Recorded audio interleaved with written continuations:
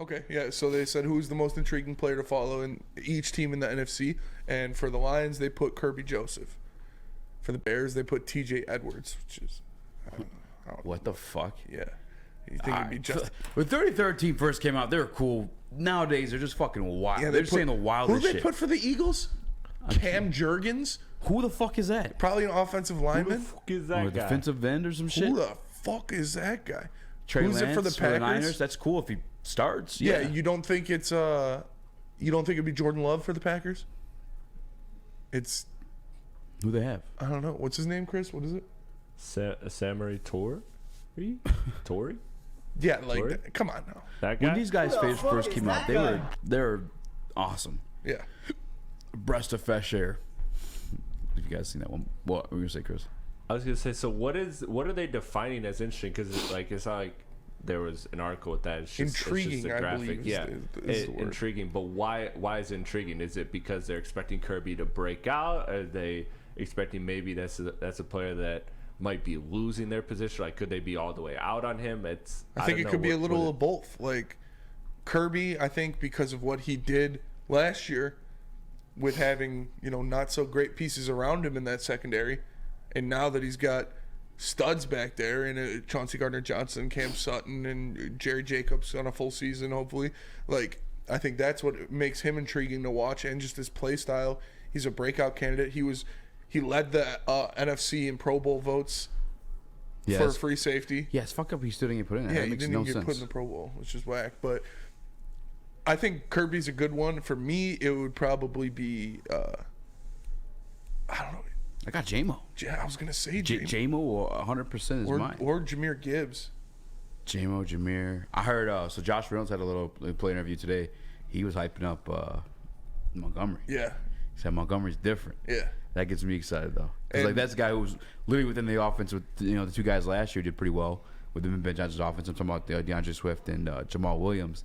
So to have a new guy and to say he's, different and excitedly say that, I think Lee McNeil could be an intriguing player to watch, too, based on his body transformation and what he wants to be as a player, as a pass rusher from the interior defensive line. So there's a lot of players that you could choose for this one. Yeah, that list was kind of whack, though, some of the guys on that list. Like T.J. Edwards for the Bears. that was so random. Come on now. How and why would that be over the other linebacker Tremaine they got? Edmonds. Tremaine Edmonds, Yeah. Or Don't know. DJ Moore, Or Justin Fields. I guess when I read that caption, I'm thinking the guy I'm MVP most candidate. excited to watch. Intriguing. Intriguing. Which is kind of, I guess, like, I like J-Mo for me. J-Mo, and I guess, Kirby too. Or CJDJ even. Yeah, Ali McNeil, I think, is one of them for me, because I want to see how he looks now. See what he does out there with that transformation in his body. I guess Cam Sutton is one for me too, because I don't know that he was necessarily signed to play the outside. Yeah, that's true. He was more signed to play that nickel hybrid safety thing. And obviously got blessed with the best nickel hybrid safety thing, CJDJ. So I kind of forced the outside. But is there any concern with, I feel like all the time they're reporting these guys getting burnt for touchdowns? No. It's Sutton in coverage. But it's J-Mo. Yeah. It's hard not to get burnt by J-Mo. The guy's got 4.2 speed. That's fair. I think I've also seen a lot of plays that Cam Sutton made in practice where he's breaking up passes and doing different things like that. So Yeah. no, I'm not worried about it. Did you see the one that Angeloni had on Reynolds? Yeah. That was nice. Jared Goff on the throw there. You're just such a hater, I just bro. got to play the role now at this point. What would be if you had to pick one player from the offense and one player from the defense? Who are you picking? Offensively, I'm probably picking J-Mo. As much as we saw him, there was limited action last year, so I'm still intrigued in what that ceiling is. Yeah. How much more of an install does he have in this offense? Because he saw him on the end around. We saw him break open for a wide open touchdown twice. One was actually caught. One was broken up. I guess the type of things that he's going to do consistently. Because that's the other thing too is for the people. I mean, J-Mo's not going to go out there and score fucking 12 touchdowns a game. But in camp, just hearing these things, he's going to score a couple of things. Yeah. It feels like they're coming easy. He's going to make some moves. He's going to make some things happen. And I'm excited for that. For me, on offense, it would probably be Jahmyr Gibbs. Yeah. Just because there's a lot of pressure on him for where he was drafted. People thought he was a reach. People still think he was a reach. Yeah. And he's expected to do a lot of different things, expected to play a lot of receiver as well. He even said himself he definitely sees himself playing more receiver than he did at Bama. So we'll see what's going on there. And then defensively, I think I'm sticking with Lee McNeil because I want to see what he looks like now down the 25 pounds going out there. You know, you have a couple guys now that you think could be run stoppers in Broderick Martin and Isaiah Buggs, and you kind of need that interior pass rush guy, and that's what Aleem can be. We saw him do it against the Giants, where he had 13 pressures in that game alone. So we know he's got it in him, and I'm excited to see what he looks like. You hear a lot of great things at camp. He's looking stronger, looking faster, so I'm excited to see what he can do. Defensively, it's between two players. If I were sticking on the defensive line, which I will, so Chris can say somebody in case it's the same person, but I'll go with Broderick Martin, just based off like what we saw a little bit in practice, and the fact that like when he initially was drafted, I didn't know. I don't want to say I thought it was a bad pick, but I don't know. When I watched the tape, I wasn't like blown away. You know what I'm saying? I wasn't taken back by anything. So like Broderick Martin, just because when we finally did get to see him in person, it clicked. Yeah. And inside that didn't click too. Who was it for you, Chris? I saw you had your hand up. It's James Houston for all the stuff that we've talked about. Again, he hasn't necessarily stood out so far in training camp, not in a bad or concerning way, but there's that, and then there's the talk of they've been putting him in some linebacker situations, and they're putting him in a new role. They're expanding his role, like Spencer always said. You know, that's a guy that you can just on third down, you can just let him off the chain and let him rush the quarterback, and he's great at that. He proved to be elite at that. But I want to see what more he can offer, and that will be a big key of the Lions defense. If he can add another dimension and he's not just a sack monster, then you know, all of a sudden this team has a whole nother layer.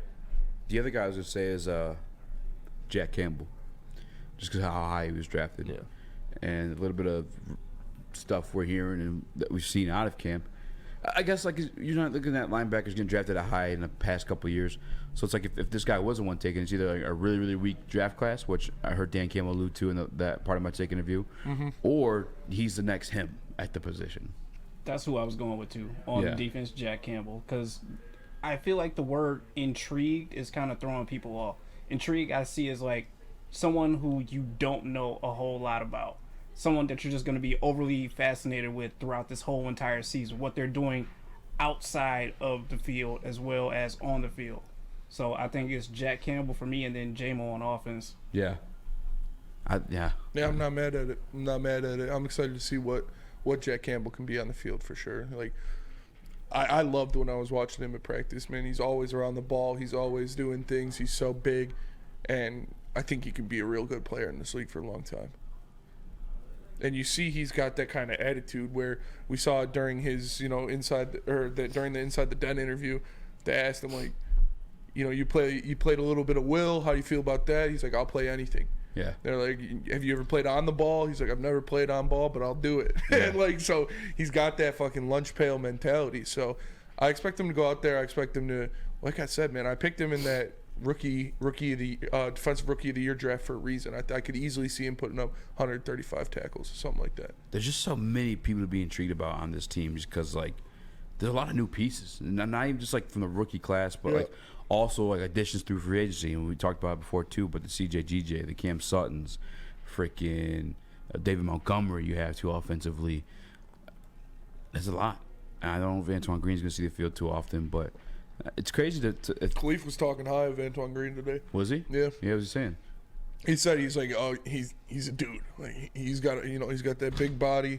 He's out there making plays. He's doing a lot of different things, but he still we still need to work him out a little bit. He's got some of that baby fat on him. Like talking about he's still pretty green to that. Oh, Josh Reynolds. Was that Josh Reynolds? Yeah, it was Khalif. Wow, dude, it's all the same to you, huh? It's fucked up, dude. Fucked up. Not Khalif, right? Look, he's smaller. I mean, I didn't see their height based on it. Was like right in his face. Another one for me would be Levi. Like, what can he offer? What is he bringing to the table? I wrote him down too. Oh, Meat Missile shirts are coming too, by the way. Yeah, is it gonna be on our site or? I didn't make it, so. Yeah, fuck yeah. Bullshit. Does not count.